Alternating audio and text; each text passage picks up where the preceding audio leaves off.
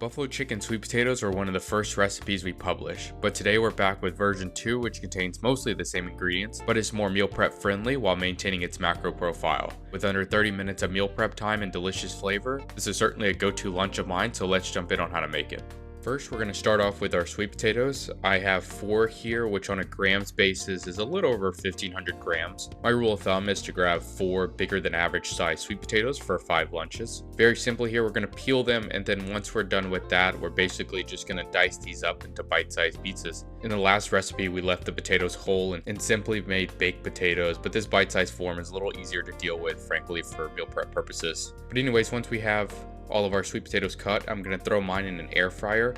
But if you don't have an air fryer, simply lay all these potatoes out on a baking sheet and bake for 30 minutes or so at 400 degrees Fahrenheit. And you can periodically check the potatoes until they're done. You don't have to use 30 minutes as a hardline rule there. For a ranch, we're going to use the same recipe as last time. Since I have my cutting board out here, I'm going to mince up 1 clove of garlic. And you can alternatively use a garlic press instead, although that'll slightly intensify the flavor of the garlic versus just mincing it by knife, so be mindful of how much garlic you use there. And I'm also going to chop up some fresh dill, which is about a handful or so. You can always chop up more or less depending on how much dill you want. Once all of that's cut, we're going to add 200 grams of non-fat Greek yogurt to a bowl here. And then we'll follow that up by adding in our dill and then our minced garlic.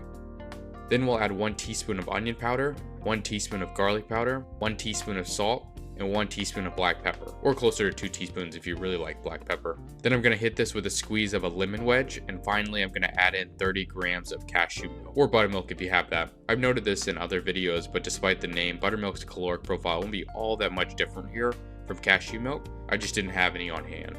But anyways, once that's all mixed up, we can get on with our chicken.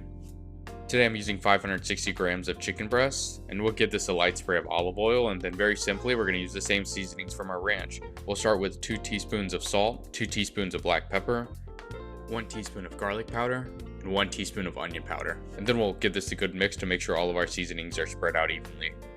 Once that's mixed well, we'll place the chicken in a skillet set over medium-high heat and let that cook until the chicken reaches 165 degrees Fahrenheit.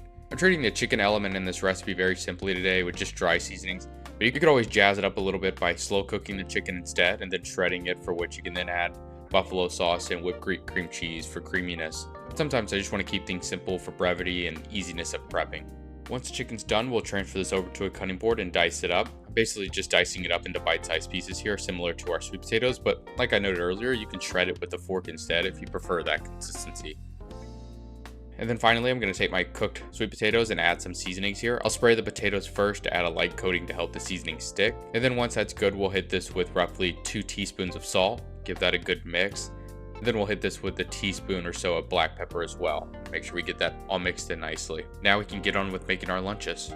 I'll first start with adding in our roasted sweet potatoes, and once we have that added, we'll then add in equal parts of chicken across each one. And then for crunch and texture, I'm going to add in some red cabbage, along with some shredded romaine lettuce to each one. This is an optional add, but I would recommend it. I think it adds good texture. Then I'm going to hit each one with some very thinly sliced green onion over the top. And then we'll follow that up with 130 grams total of our ranch, or roughly 25 grams or so per bowl. And finally, I'm going to add in 80 grams of buffalo sauce, or roughly 15 grams per bowl. You can add more buffalo sauce if you want. It's pretty negligible calorically speaking, so if you like buffalo sauce, feel free to add more. And there you go, you have 5 lunches quickly prepped in under 30 minutes, and this is why I love this recipe. It's simple, doesn't take long, but it's unquestionably delicious, which is why I always keep coming back to it. Here's the usual macro and ingredient overview, which can be found in the description and on our website as well. And as I noted earlier, for the macros, we assumed 130 grams of total ranch was used across 5 servings. I hope you guys enjoyed the recipe. Please let us know if you have any requests, but we look forward to sharing more recipes